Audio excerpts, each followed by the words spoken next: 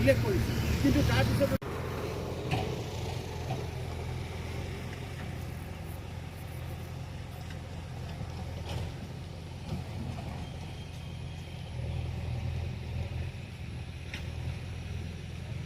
আমি পূৰ্বতে কৈছিলোঁ যিসমূহ স্থান আছিলে উচ্ছেদ কৰিলে, উচ্ছেদ কৰাৰ পাছত সেই স্থানসমূহত আচলতে পৰিৱেশ এটা গঢ়ি তুলিবলৈ আচলতে বৃক্ষৰোপণেৰে আচলতে পৰিৱেশ গঢ়ি তুলিবলৈ ছাত্ৰ সন্থাৰ তৰফৰ পৰা আমি কৈ আহিছিলোঁ। আৰু স্থানীয় বিধায়ক বিশ্বজিৎ ফুকন ডাঙৰীয়া আচলতে জুবিন গাৰ্গৰ নামত আচলতে তেখেতে যি হাতীডুবি অঞ্চলত তেখেতে প্ৰথম পৰ্যায়ত যি 5,000 পুলি ৰোপণ কৰি আচলতে যিটো জুবিন গাৰ্গৰ নামত আচলতে এই অঞ্চলটো এটা পৰিৱেশ গঢ়ি তুলিবলৈ চেষ্টা কৰিছে। তাৰ বাবে আমি সদৌ অসম ছাত্ৰ সন্থা তথা মহকুমা ছাত্ৰ সন্থাৰ তৰফৰ পৰা আমি বিধায়ক মহোদয়ক আদৰণি জনাইছোঁ। আমি ক'ব বিচাৰিছোঁ আচলতে এই অঞ্চলটোৱে নহয়, প্ৰতিটো অঞ্চলতে আচলতে গছ পুলি ৰোপণ কৰি এটা পৰিৱেশ সৃষ্টি কৰিবৰ কাৰণে আমি স্থানীয় বিধায়কগৰাকীক আমি বিভাগীয় কৰ্তৃপক্ষক অনুৰোধ জনাইছোঁ।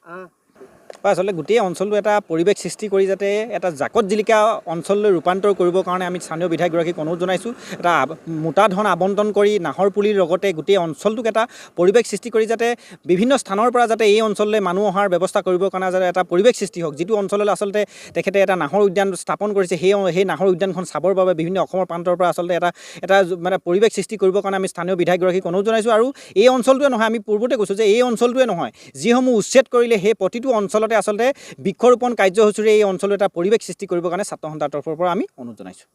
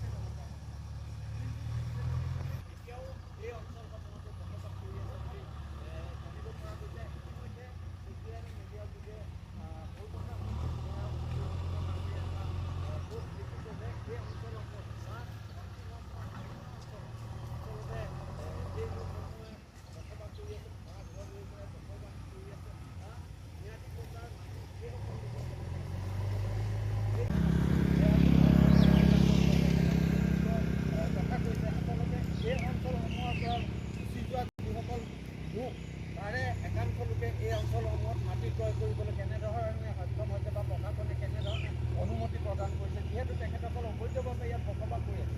অবৈধ লোক হয় তেখেতসকলে এতিয়াও বিভিন্ন উৰিয়ামঘাট হওক নাওদাং হওক, বিভিন্ন অঞ্চলত